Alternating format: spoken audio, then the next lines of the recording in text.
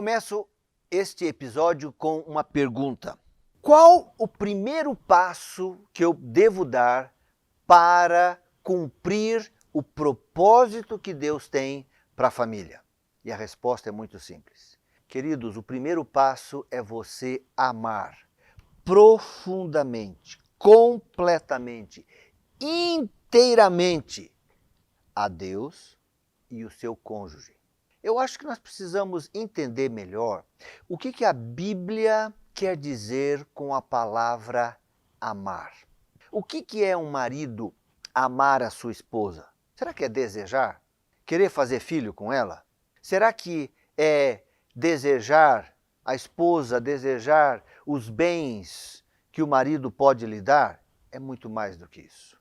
Hoje eu quero colocar para vocês que o amor bíblico é a base do lar. E nós vamos entender o que significa isso.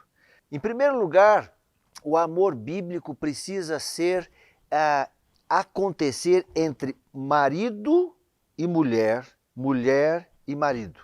E isso precisa ser desenvolvido ou iniciado antes do casamento. Nós não podemos casar porque nós desejamos o outro. Quer seja o corpo do outro, quer seja os bens do outro, isso não é suficiente. Nós precisamos casar, nós precisamos ir para o lar porque nós amamos o outro e somos amados pelo outro. Vamos entender o que é isso. O Novo Testamento foi escrito na língua grega e a língua grega era uma língua muito específica, muito assim detalhada. Então, no português nós temos uma palavra, amor, amar, o verbo amar. No grego, para essa uma palavra, tinham várias outras palavras. E é interessante que cada uma delas dá um aspecto do amor que vai nos ajudar a entender. O ser humano é muito mais do que um corpo, do que carne, do que desejos, do que sensualidade. O ser humano também é alguém que pensa, que sente, alguém que se sacrifica por. E o amor verdadeiro e completo alcança todas essas partes. Como é que nós podemos dividir o ser humano?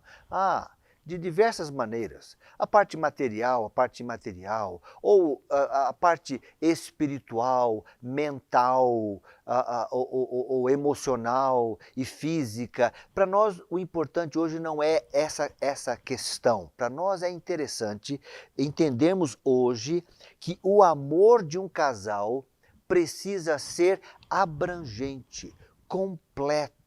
E aí nós vamos entender melhor e perceber se de fato estamos a amar ou se de fato estamos apenas a conviver, a aguentar ou a desejar o nosso cônjuge. Então, em primeiro lugar, eu preciso amar o meu cônjuge com amor ágape. Amor ágape é o amor sacrificial. É a busca do bem mais elevado do outro. Como vocês podem ver, é a setinha que sai de mim. Eu dou amor ágape. 1 João, capítulo 3, versículo 16, 1 João 3,16, diz assim: nisto conhecemos o que é o amor. Jesus Cristo deu a sua vida por nós e devemos dar a nossa vida por nossos irmãos. A palavra-chave para o amor ágape é dar. A ideia básica é eu olhar, focar no outro. Então, o marido ama a sua esposa, por isso ele vai buscar o bem melhor, maior dela. Não é fazer o que ela deseja, porque às vezes ela deseja o que não é bom para ela. Mas o que é melhor para ela, não para mim, para ela. E ela pensando no marido, o que é melhor para ele. Esse é o amor sacrificial. Devo dizer que esse amor não é natural. O ser humano caído, naturalmente, ele é egoísta. Eu quero receber. Eu quero que a minha esposa me sirva, que a minha esposa faça tudo para mim, que o melhor pedaço de frango é o meu, é tudo meu, meu, meu. Mas esse amor, ágape, é fundamental. Mas só encontramos esse amor em Deus. Porque Deus amou o mundo de tal maneira que deu. O amor ágape é um amor de dar sem esperar nada em troca. É o amor sacrificial. A fonte é Deus. Por isso que estarmos ligados, relacionamento diário, constante em Deus, é fundamental para desenvolvermos e mantermos o amor ágape. Queridos, você não vai achar esse amor ágape nos filmes, nos vídeos, nas músicas, nas conversas na rua com a sua vizinha. O que nós vamos achar é amor egoísta, mas amor sacrificial somente em Deus. Por isso, sermos alimentados diariamente pela palavra de Deus é fundamental. Então, ame o seu cônjuge, sua esposa ou marido, com amor ágape, amor sacrificial. Mas também não é isso só. É necessário nós amarmos com um amor fraternal, que é o amor filéu. É o amor que busca o bem mais elevado dos dois. O amor filéu é o amor que a setinha vai, mas também a seta vem. Amor fraternal, filéu, é o amor de uns aos outros. Abra sua Bíblia em Romanos 12, versículo 10. Romanos 12, 10. Olha que interessante. O que a Bíblia ensina-nos. Romanos 12, 10 diz assim: dediquem-se uns aos outros com amor fraternal. Prefiram dar honra aos outros mais do que a si próprios. Amor filéu inclui razão, inclui emoção, inclui vontade. Amor filéu é aprendermos a sermos amigos uns dos outros. Epa, o pastor está a dizer que eu tenho que ser amigo da minha esposa? Sim. Sentar, conversar, rir juntos, às vezes chorar juntos, resolver problemas juntos. O ideal é que a sua maior amiga ou amigo seja a sua esposa, seu marido. Nós temos que aprender a fazer isso. Nós temos que lembra? E os dois estavam nus, não tem nada que esconder. Tire as suas capas, tire as suas máscaras e aprenda a ser amigo. Amor fraternal. Marido, prefira em honra a ela. Olha o que a Bíblia está a dizer. Você vai honrar a ela e ela vai honrar a você. E um não tem que esperar o outro para fazer, para depois eu começar. Não, cada um faz a sua parte. Então, o amor filéu é eu aprender, eu ter gosto de sentar e conversar. Há já alguns anos que eu tenho as filhas, há mais de 10 anos que eu tenho as filhas já fora da minha casa, casadas, com os seus filhos, e de repente eu olhei em volta assim, era eu e Mamazés e eu. E agora? Agora vamos desenvolver ainda mais a nossa amizade. Ter prazer em voltar para casa e contar as coisas e ouvir as coisas um do outro. Nós temos que amar o nosso cônjuge com amor filéu, com amor de amizade, com amor fraternal.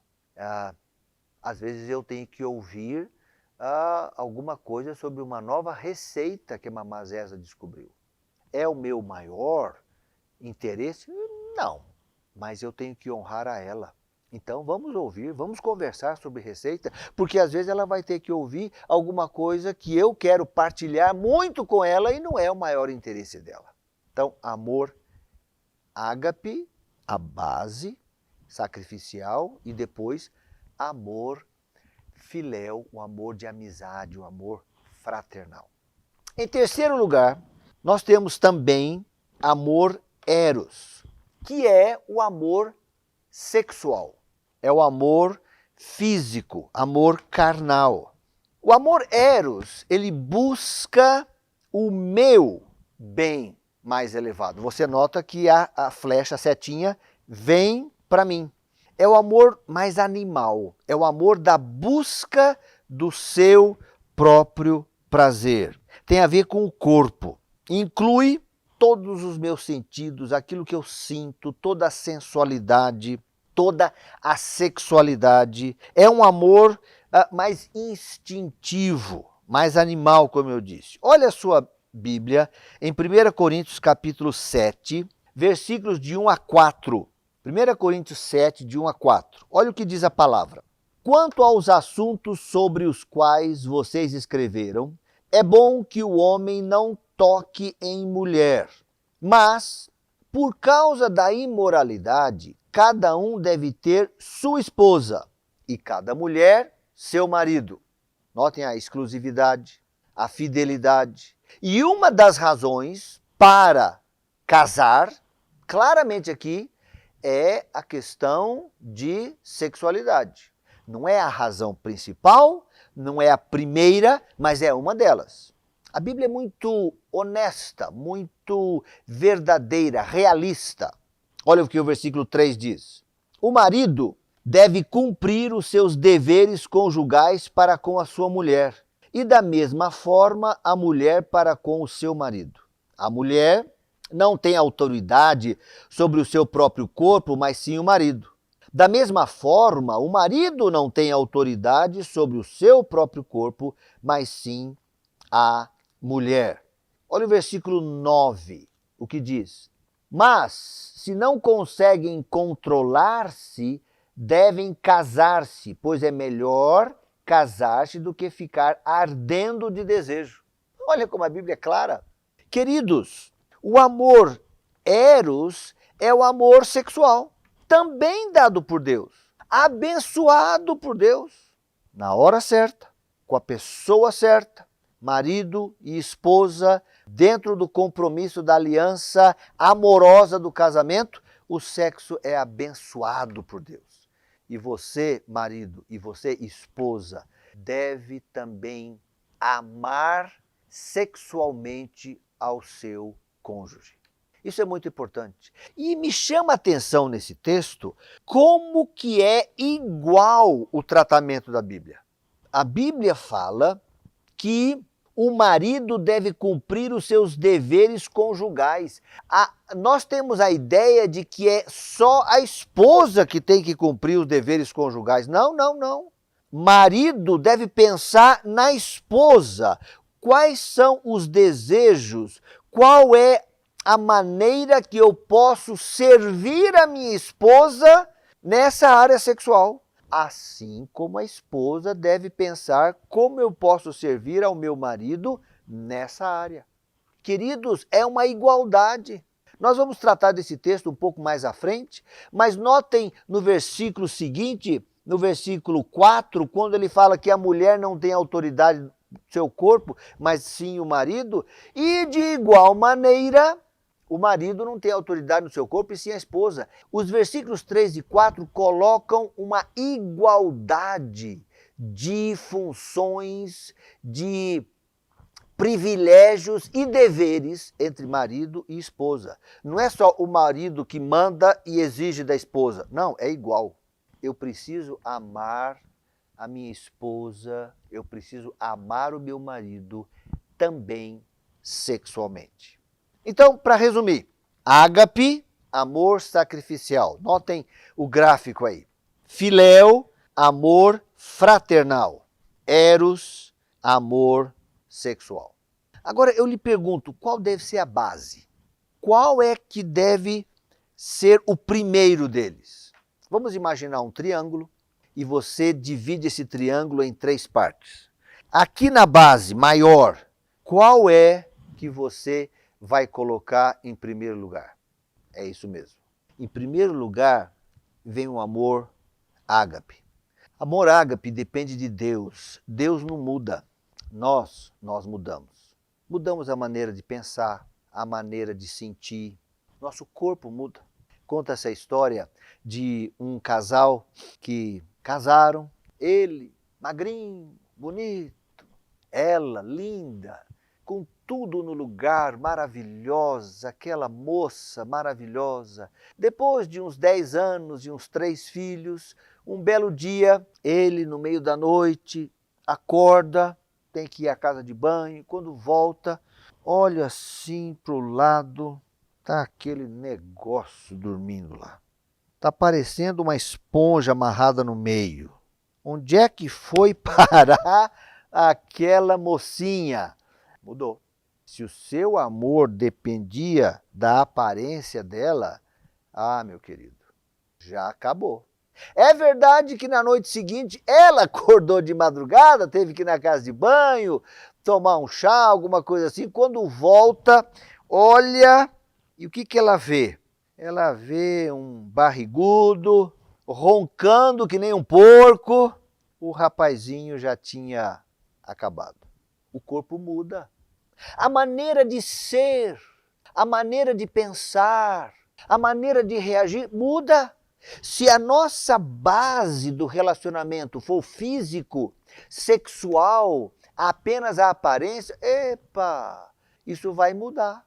Ou se a nossa base for o relacionamento, a maneira como a pessoa é, como ela se comporta, isso também muda. Queridos, nós precisamos entender que a base do nosso relacionamento, o amor básico, tem que ser alguma coisa um pouco mais sólida.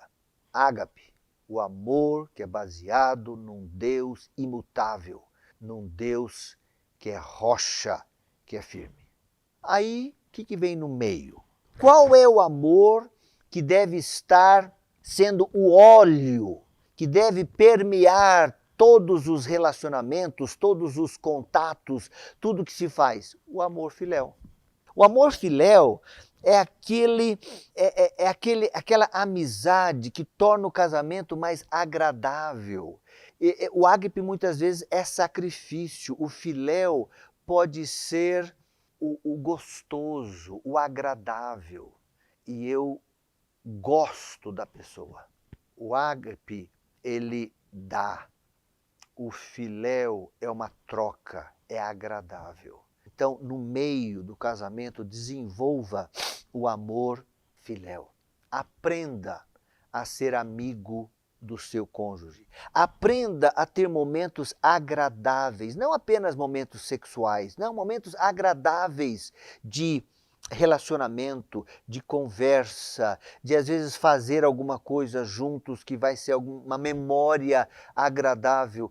Por favor, desenvolva a amizade com o seu cônjuge. Aí, por último, lá em cima da sua pirâmide, do seu triângulo, qual é o clímax? Aí vem o amor eros.